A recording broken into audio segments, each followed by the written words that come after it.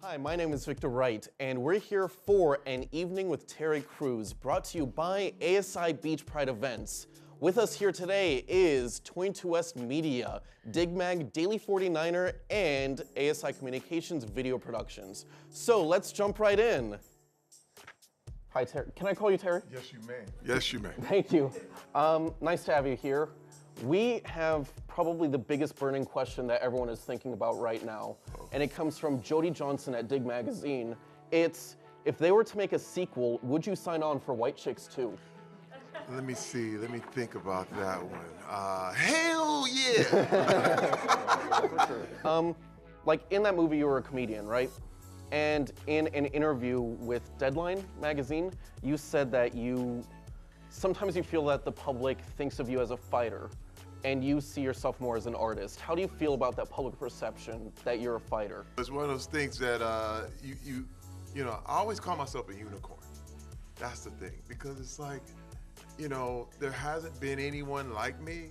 And I remember even going, when I first started in entertainment, I was getting the killer roles, or the murderer guy, or the bodyguard dude.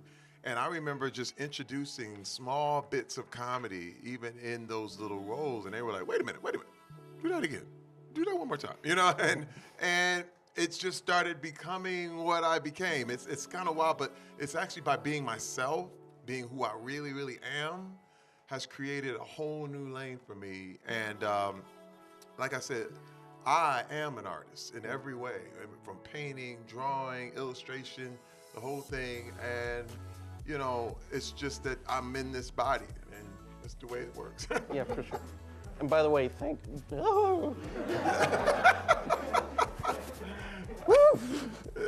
Joel Vaughn from 22S Magazine for that question. Oh, that's good. Given the recent activism regarding sexual assault in the entertainment industry, what are your hopes and expectations for how it will be handled in the future? Wow. First of all, it's got to play out with me. I am a living, breathing example of what's going to happen. I tell everyone right now, it's so wild, because even when the case got thrown out, people were like, oh man, this messed up. I'm like, oh, whoa, this is the third quarter. It's the third quarter.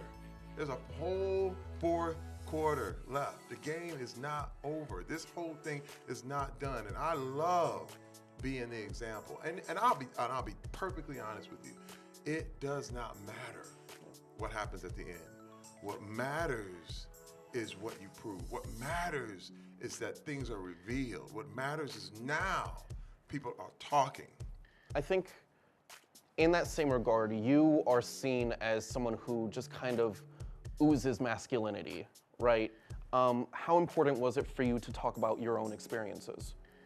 Well, I mean, you know, I made all the masculine mistakes. That's the thing. When you say ooze masculinity, it sounds like a fart to me sometimes. I'm not gonna lie to you. It's not. Yeah. Sometimes it's not a good thing. You know.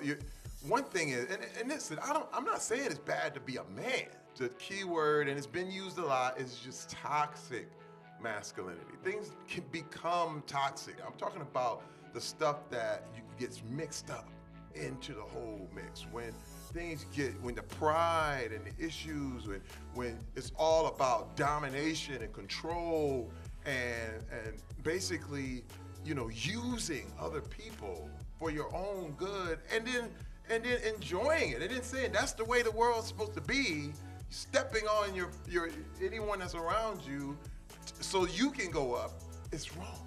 What can you say to males struggling to speak out about their own experiences with sexual assault? I used to be like, tell, you know, you can tell, I told you can tell. No. First of all, coming out and telling and really expressing what happened to you, it's like trying to fly a DC-10 airplane from LA to New York and you've never flown a plane before. You have to gain three things. Usually, to come out about your sexual assault, you have to have distance physically, you have to have distance emotionally, and you have to have distance financially.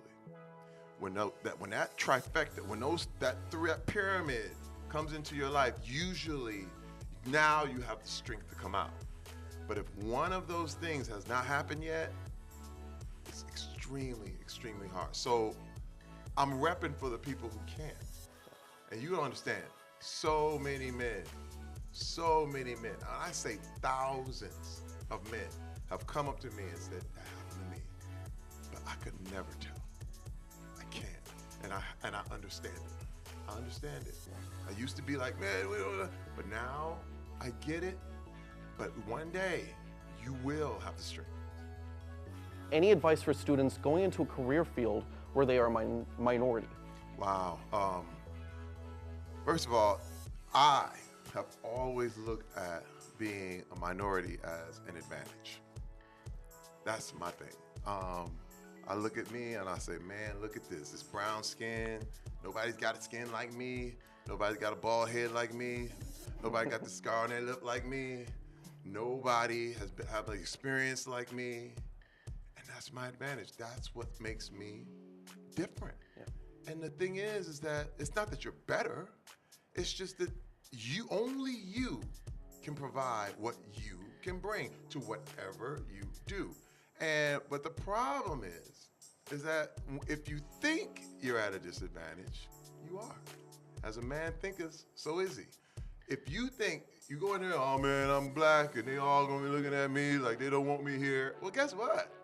You're gonna give off the attitude that nobody wants you there. And that's what I want to tell anyone. If you're a woman, if you're Hispanic, if you're Asian, that's your advantage. That is the thing that makes you different, that will propel you to where you're supposed to go. I love what's happening now. When you look at movies like Black Panther or Get Out or a series like Insecure, where now you could take a story and you insert a whole diverse culture inside of it, and it's a brand new viewpoint. People of diverse cultures have now realized is that they always had the power. See, that's two different ways to go about it. You could think, oh, they're holding me back. Or you could think, wait a minute, why am I waiting on them? Why am I waiting on these guys? I can do it myself. I can write my own thing. I can put my own thing out. And that goes for every culture, for every gender, for wherever you are. You don't have to wait on anybody. And that eye-opener, all of a sudden, things start to happen. This is magic. It can't stop you. Nice. Thank you very much, Terry Crews, for coming. And this has been just a great honor to sit here with you. And everyone, this has been our outro. Thank you, Long Beach State.